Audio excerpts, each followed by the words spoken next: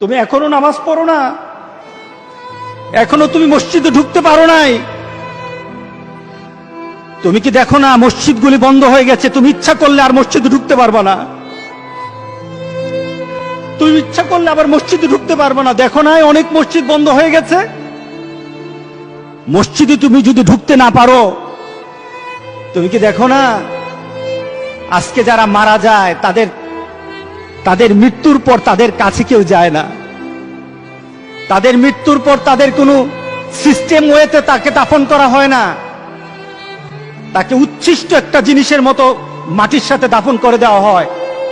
এ মানুষগুলি কাছে যায় না, টেনে টেনে দড়ি ধরে টেনে দিয়ে তাকে গর্তের মধ্যে ফেলে দেয়, তার কাছে যায় না। তুমি কি দেখো না?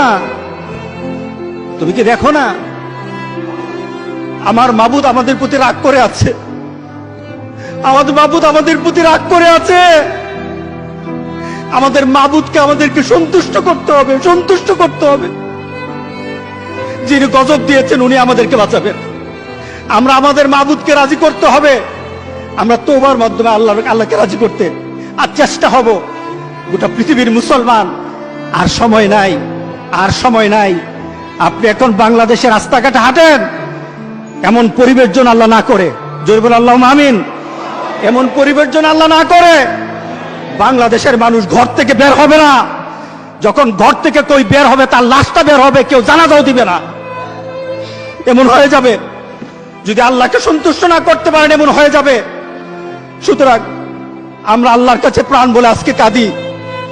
যারা নামাজ পড়ো না, তুমি টের পাও না মসজিদের দরজা তোমার জন্য বন্ধ হয়ে যাবে। তুমি মনে রেখে দিও, মসজিদের সাথে তোমার সম্পর্ক তোমার হয় নাই, তুমি জান্নাতের দরজাও তুমি খুলতে পারবা না। তুমি এখনো বেনামাজি, এখনো সকালবেলা তুমি ঘুমাও, এখনো তুমি আল্লাহকে ভুলে আছো, এখনো তোমার কাছে তওবার কথা তোমার চিন্তাতে আসে নাই। তুমি অনেক কিছু হতে পারো, তুমি মুসলমানের কাতারে থাকবা না।